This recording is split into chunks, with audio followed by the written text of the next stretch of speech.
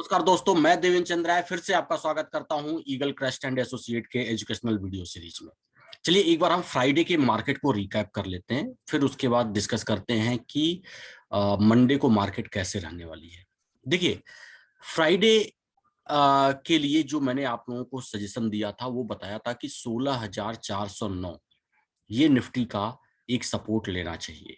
तो अगर आप देखेंगे तो कल जो मार्केट खुली वो इसी लेवल के आसपास रह गई। ठीक, और ये भी मैंने बताया था मार्केट गैप डाउन खुलेगी क्योंकि फेड ने जो चिंता जाहिर की थी, और फेड अगर रेट बढ़ाएगा फ्यूचर में तो आरबीआई को भी रुपए की वैल्यू बचाने के लिए इंटरेस्ट रेट बढ़ाना ही पड़ेगा। ठीक, ये मजबूरी है। तो इसकी वजह से लिक्विडिटी कहीं ना कहीं क्रंच होते हुए दिखेगी मार्केट में, और इस वजह से मार्केट ने गैप डाउन खुला था। और जो थर्सडे की क्लोजिंग थी मार्केट की वो थी 16,682, 16,682 का था। और जो फ्राइडे को ओपन हुआ वो गैप डाउन ओपन हुआ था, और वो ओपन हुआ था 16,415।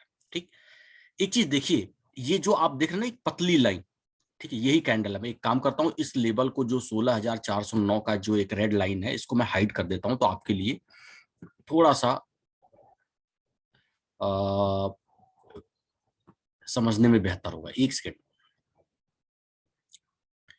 ये मैंने हटा दिया। ठीक, 16,409 की जो लाइन थी वो हटा दी। देखिए, यही आपकी कैंडल बनी, ये जो पतली सी लाइन है। ठीक, अगर देखा जाए तो डोजी भी है क्योंकि इसका जो ओपन और हाई वो लगभग लगभग क्लोज है, एक ही जगह है।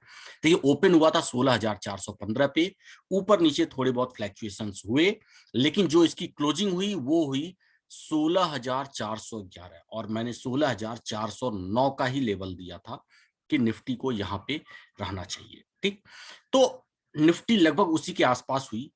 अब मंडे क्या होना चाहिए? देखिए, क्योंकि मार्केट गैप डाउन खुला है तो ये गैप क्रिएट हो गया है। ठीक, गैप जो क्रिएट हुआ है वो लगभग लगभग आपका 250 से 300 पॉइंट के आसपास का गैप क्रिएट हुआ है। तो निफ्टी ये गैप फिल करने की कोशिश करेगी, चाहे कल करे या परसों करे, एक दो दिन में कर लेना चाहिए। मुझे ऐसा लगता है कि शायद मार्केट कल ऊपर हो और मार्केट ये गैप फिल करने की कोशिश करे। तो मार्केट ऊपर, मतलब आपको निफ्टी में बाई की पोजीशन बनानी चाहिए या सेल की पोजीशन चाहिए बनानी चाहिए, ये फ्राइडे के कैंडल के ऊपर डिपेंड करता है। ठीक, तो जो फ्राइडे का कैंडल का हाई है वो हाई है 16,484, 16,484। अगर निफ्टी 16,484 के ऊपर जाता है तो आप बाई की पोजीशन बनाइए, आप निफ्टी में बाई की पोजीशन बनाइए। और जो टारगेट होना चाहिए वो 16,600, क्योंकि ये 604 यही रेजिस्टेंस है तो गैप फिल करेगा 16, तो निफ्टी 16,604 या 650 तक जा सकती है। ठीक, अगर 16,484 निफ्टी 16,484 के ऊपर जाती है तो आप बाई की पोजीशन बनाइए। टारगेट जो रखिए वो 16,600 के आसपास या 600 से 650 के आसपास का होना चाहिए।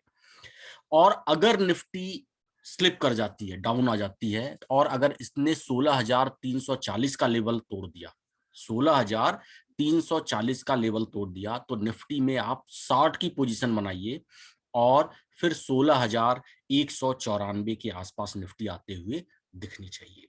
तो ये निफ्टी के एनालिसिस है। ओवरऑल निफ्टी में डाउन ट्रेंड बना रहना चाहिए, मेरा मानना है। शॉर्ट टर्म में, मतलब 1 से 2 दिन में, ये गैप फिल करने के लिए निफ्टी ऊपर जानी चाहिए, 16,600 या 650 तक जानी चाहिए।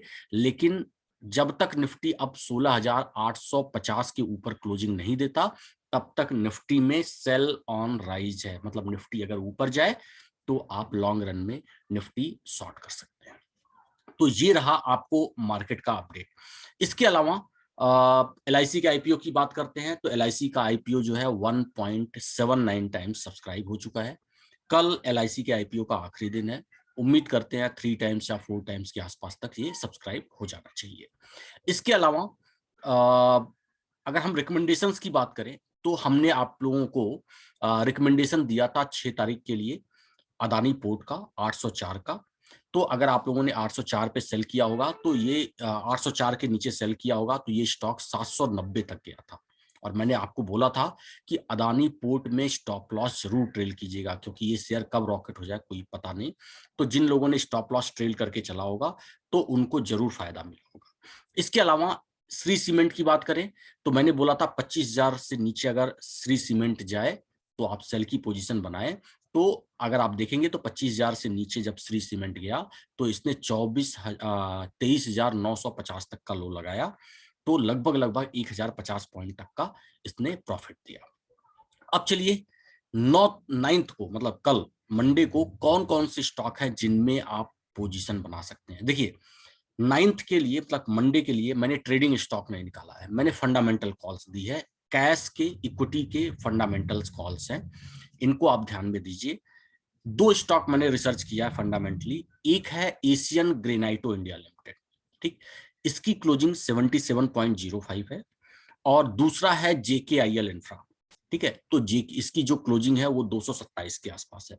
तो ये दोनों स्टॉक फंडामेंटली स्ट्रांग हैं, इनको आप ऐड कर सकते हैं, और ये आने वाले टाइम में उम्मीद है कि 20 से 25 से 30% तक का ये रिटर्न आपको दे सकते हैं। देखिए इनको ऐड करने का तरीका भी मैं आपको बता दूं। अभी 77.05 है, तो आपको जितना भी पैसा पर स्टॉक में डालना है, लेट्स से कि 1 लाख रुपए आपको इन्वेस्ट करना है, तो उसको आप 4 फ्रैक्शन में बांट दीजिए। 25,000 25,000 25,000 करके 4 फ्रैक्शन में बांट दीजिए।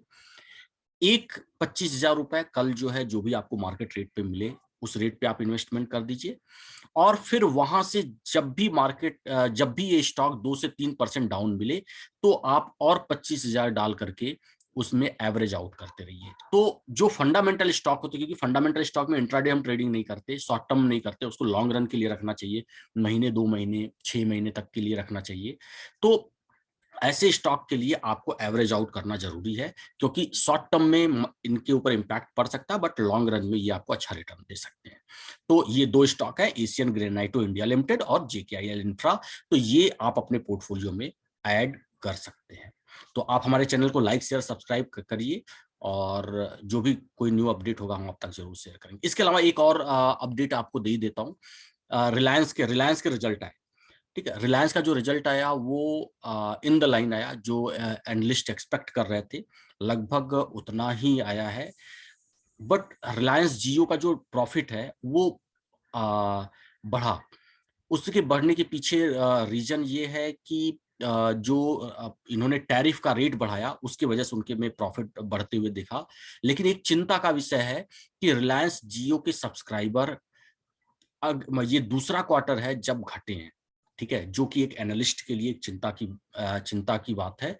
तो कहीं न कहीं ये रिलायंस के लिए एक नेगेटिव न्यूज है, और रिलायंस का स्टॉक शायद इन्हीं सब पॉइंट्स को लेकर के देखा जाए तो पिछले 3-4 ट्रेडिंग सेशन से डाउन था या थोड़ी बहुत प्रॉफिट बुकिंग था। तो कल रिलायंस में इन बातों का ध्यान रख करके ही ट्रेडिंग कीजिएगा। तो आप हमारे चैनल को ऐसे ही प्यार देते रहें। अगर कोई न्यू अपडेट होगा तो हम आप तक जरूर शेयर करेंगे। Thank you so much.